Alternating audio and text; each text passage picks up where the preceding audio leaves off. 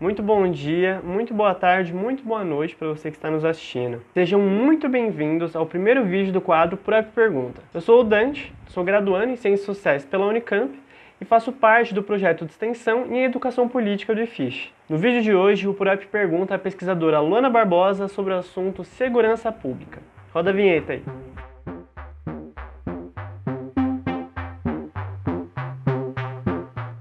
Neste nosso novo quadro, nós do ProEP iremos convidar pessoas que estão trabalhando ou que já trabalharam com os temas que a gente vai trazer para debater aqui com vocês. Esses convidados irão tirar algumas dúvidas que vocês mesmos mandaram lá na nossa página do Instagram, @proep_unicamp. Inclusive, se você ainda não segue a gente lá no Instagram, faz favor de seguir lá agora e comece a acompanhar nosso trabalho um pouco mais de perto, demorou?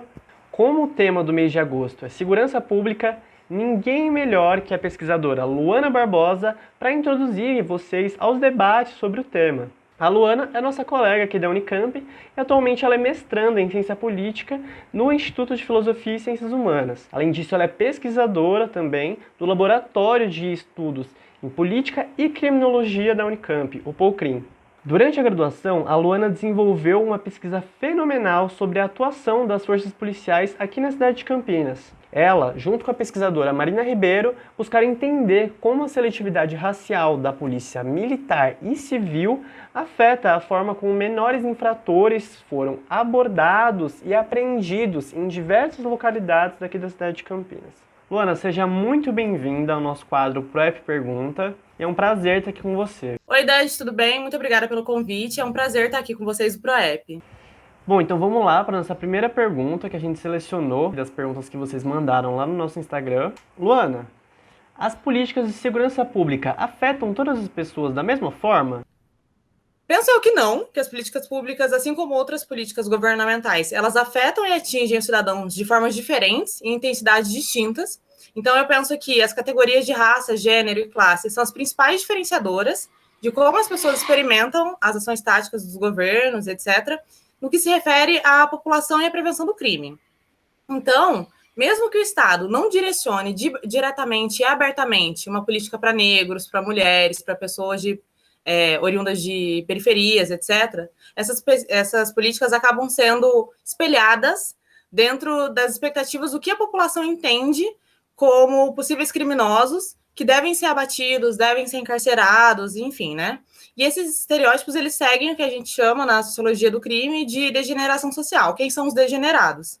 E esses degenerados são muito conhecidos como os homens negros, moradores de grandes periferias do Brasil, e não à toa, eles são a maioria nas penitenciárias e nas gavetas de ML. A gente chama isso na segurança pública de afinidade eletiva entre raça e punição. Então, ao mesmo tempo que alguns indivíduos possuem privilégio da invisibilidade perante a polícia, enfim, outros indivíduos podem cometer crimes que não são vistos de forma forte pelo sistema de justiça criminal e passam a vida sendo também delinquentes, mas nunca encarcerados. Perfeito, Luana, perfeito. Agora uma segunda pergunta aqui. Luana, o crime é realmente impune no Brasil, conforme o senso comum tende a apontar? Bom, na ordem jurídica brasileira estão previstas mais de 1.000 infrações penais, né? Então, em termos rasos, a maioria de nós já cometeu algum crime ou um delito ao longo da vida, mas a gente nunca foi pego por isso, por várias imbricações. A grande questão da punição no Brasil não deve ser tratada em termos de falta, mas sim sobre a compreensão do excesso, da crueldade e da seletividade. E aí a gente tenta pensar por quê? Porque a maioria dos crimes cometidos por pessoas brancas e ricas, por exemplo, nunca são notadas pela polícia, denunciados ou indiciados pelo Ministério Público. Então, de certa forma, o que existe é uma passabilidade racial e de classe entre essas pessoas do sistema de justiça brasileiro.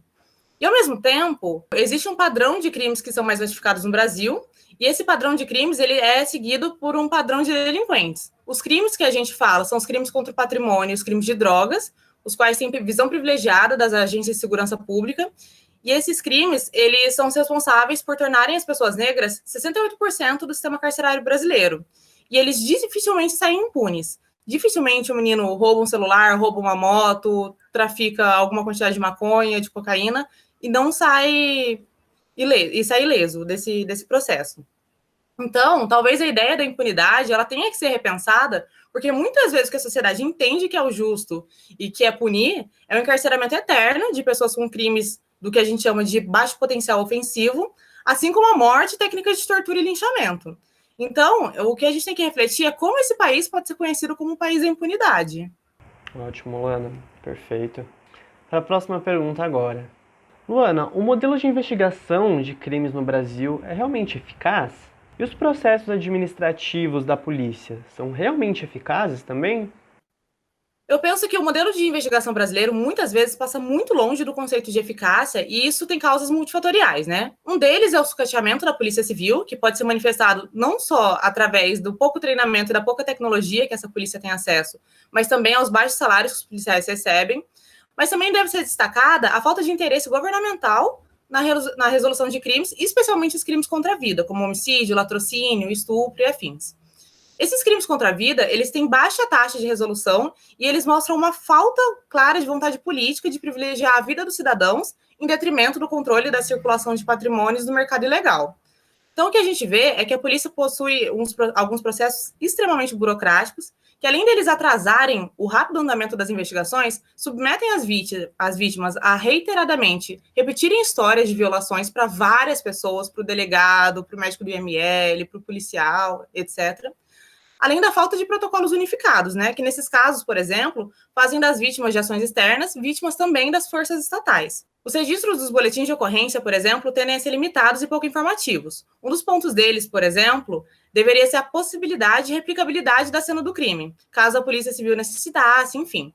O que não ocorre na maioria das vezes, porque ele tende a ser apenas procedimental. Uma das partes do processo e a vida segue. Isso não é investigado, não é conferido. Um dos maiores problemas estruturais das polícias brasileiras é a falta de investimento em sistemas robustos de inteligência. Porque, caso contrário, a gente vai continuar seguindo protocolos que não apenas estagnam os casos, mas eles também atrapalham o efetivo exercício da justiça, gerando burocracia desnecessária. Não é um sistema de inteligência, a gente tem um sistema de registro. É só isso. Bom, vamos lá para a nossa última pergunta, então, que a gente selecionou aqui, para fechar mesmo sobre o tema. Luana, como tem sido avaliado por pesquisadores da segurança pública e especialistas em geral sobre o tema a incorporação das câmeras portáteis nas polícias militares no estado de São Paulo? Bom, a maioria de nós considera isso um avanço. A gente entende que o uso de câmeras é um facilitador para o processo do controle da atividade policial, regulando e potencialmente inibindo algumas ações abusivas, assim como concedendo provas concretas para eventual necessidade de responsabilização dos policiais. A Rota notificou em maio que, após a adoção das câmeras, ela passou pelo menos 2 semanas sem matar ninguém, né? Um número 0 de mortes. Isso é extremamente significativo, vindo de um dos setoriais táticos mais violentos do Brasil. Em 2015, por exemplo, a Rota, que só atua na região metropolitana de São Paulo, foi responsável por 40% dos homicídios policiais do estado inteiro. Então, eles passarem 2 semanas sem matarem ninguém é muito, muito grande, né? O estado do Rio de Janeiro recentemente também aprovou o uso de câmeras nas viaturas e ele já possuía alguns grupos que previamente utilizavam câmeras nos carros e no capacete. Existe um documentário incrível que chama Autos de Resistência, que é disponível no Amazon Prime, que ele mostra o impacto do uso de câmeras e o documentário exibe explicitamente uma série de homicídios cometidos de forma sumária por policiais do Rio de Janeiro que só puderam ser devidamente julgados e responsabilizados pela existência das câmeras. Então, assim, ter câmera no carro, ter câmera no capacete, potencializou, por exemplo, a questão desses policiais serem encarcerados. Bom, mas o grande ponto das câmeras é que elas por si não são suficientes. Elas precisam vir acopladas de um sistema potente de registro de inteligência, assim como por ações práticas e concretas do Ministério Público contra os abusos policiais. Porque de nada adianta registrar os crimes se não existe um sistema de corregedoria acerca do que está sendo cometido, do que está sendo feito e de quem está sendo perpetrador de cada situação. Perfeito, Luana. Muito obrigado mesmo por essa pequena aula que você deu aqui pra gente sobre o tema da segurança pública. E também muitíssimo obrigado por ter aceitado o nosso convite para vir participar aqui do ProEP Pergunta. Muito obrigada pela conversa, Dante. Muito obrigada ao ProEP e até a próxima. Eu também queria agradecer você que está assistindo o vídeo até agora. Não se esquece, por favor, de deixar um like já, de seguir a nossa página aqui no YouTube e ativar as notificações. E caso tenha ficado alguma dúvida ainda sobre o tema, ou tenha alguma crítica, sugestão para fazer pra gente, não deixe de mandar aqui nos comentários, viu? Um beijão e até o próximo vídeo, gente. Falou!